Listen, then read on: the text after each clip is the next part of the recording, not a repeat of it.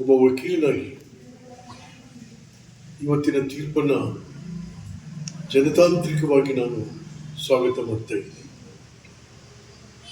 ನಾನು ಹಿಂದೆನೇ ಹೇಳಿದ್ದೇನೆ, ಮೂಲ ಗೇಟಲ್ಲಿ ನಾನು ಪ್ರೆಸ್ ಮೀಟ್ ಮಾಡಿ ಅಂತ ಹೇಳಿದ್ದೇನೆ, ಸಿದ್ದರಾಮಯ್ಯನವರು ಹಠ ಮಾಡಬೇಡಿ, ಅದು ತೊಗೊಂಡು ಏನು ಮಾಡ್ತೀನಿ, 14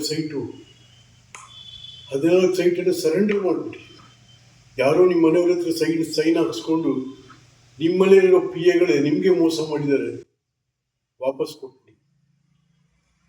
ಕೊಟ್ಬಿಟ್ಟು ಎನ್ಕ್ವೈರಿಗೆ ಆದೇಶ ಮಾಡಿ. ಬಹಳ ಜನ ಸಿಕ್ಕಾಕೊಳ್ತಾರೆ ಅನ್ನೋದನ್ನ ಅವತ್ತು ಕೂಡ ಬಹಿರಂಗವಾಗಿ ನಾನು ಮೂಲ ಗೇಟ್ ಬಗ್ಗೆ ಅವ್ರಿಗೆ ವಿನಂತಿ ಮಾಡಿ. ಆದರೆ ಅವರು ನಮ್ಮಂಥವ್ರ ಮಾತುಗಳನ್ನ ಧಿಕ್ಕರಿಸಿ ಅವರು ಸುತ್ತ ಇರ್ತಕ್ಕಂಥ ಕ್ಯಾಕಸ್ ಗುಂಪು ಅವರುಗಳ ಮಾತನ್ನ ಕೇಳಿಕೊಂಡು ಮುಂದುವರೆದ್ರು. ಇವತ್ತೇನಾಯ್ತು, ಚಂಗಲ್ ರಾಯ ರೆಡ್ಡಿಯವರಿಂದ ಹಿಡಿದು ಸ್ವಾತಂತ್ರ್ಯಾನಂತರದ ಕರ್ನಾಟಕದಲ್ಲಿ ಏಕೀಕರಣದ ನಂತರವೂ ಕೂಡ ಇಲ್ಲಿಯ ತನಕ ಬಂದಂತಹ ಮುಖ್ಯಮಂತ್ರಿಗಳು ರಾಜ್ಯದ ಘನತೆ, ಗಾಂಭೀರ್ಯ, ರಾಜಕಾರಣದ ಸಂಸ್ಕೃತಿ, ಆಡಳಿತ ಇವೆಲ್ಲವನ್ನು ಕೂಡ ಎತ್ತಿ ಹಿಡಿದು ಬಂದರು, ಅದಕ್ಕೊಂದು ಗೌರವ ಕೊಟ್ಟರು.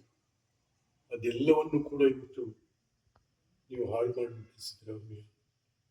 ಕುರುಬ ಸಮುದಾಯ ಮುಗ್ಧರು, ಏನೂ ಗೊತ್ತಿಲ್ಲದೆ ಇರ್ತಕ್ಕಂಥ ಜನರು, ಅವರ ಇಡೀ ತನು ಮನ ಧನ ನಿಮ್ಗೆ ಅರ್ಪಣೆಯಾಯಿತು. ಹಿಂದುಳಿದವರು, ಮೇಲ್ವರ್ಗದವರು, ದಲಿತ ಸಮುದಾಯ, ಎಲ್ಲಾ ಜಾತಿ ಜನಾಂಗ ಧರ್ಮ ಭಾಷಿಕರ ಆಶೀರ್ವಾದದಿಂದ ನೀವು ಮುಖ್ಯಮಂತ್ರಿಗಳಾಗಿ ಇವತ್ತು ಅವರೆಲ್ಲರಿಗೂ ಕೂಡ ಮಸಿ ಬಣ್ಣಂಗೆ ಹೋಗಿತ್ತು ಸಿದ್ದರಾಮಯ್ಯ. ದಯವಿಟ್ಟು ನಾನು ತಮಗೊಂದು ಸಲಹೆ ಕೊಡ್ತೀನಿ. ಈಗಾಗಲೇ ನಿಮ್ ಕೆಲವರು ಸ್ನೇಹಿತರು ಹೇಳ್ತಾ ಇದ್ದಾರೆ ಸುಪ್ರೀಂ ಕೋರ್ಟ್ ಹೋಗ್ಬೇಕು ಅಂತ. ಬೇಡಿ, ಸುಪ್ರೀಂ ಕೋರ್ಟ್ ಅಲ್ಲಿ ಕರ್ನಾಟಕ ರಾಜ್ಯದ ಉಚ್ಚ ನ್ಯಾಯಾಲಯದ ತೀರ್ಪನ್ನು ಎತ್ತಿ ಹಿಡಿತಾರೆ ಹೊರತು ಅದರ ವಿರುದ್ಧ ಮಾಡಲಿಕ್ಕೆ ಏನಿಲ್ಲ.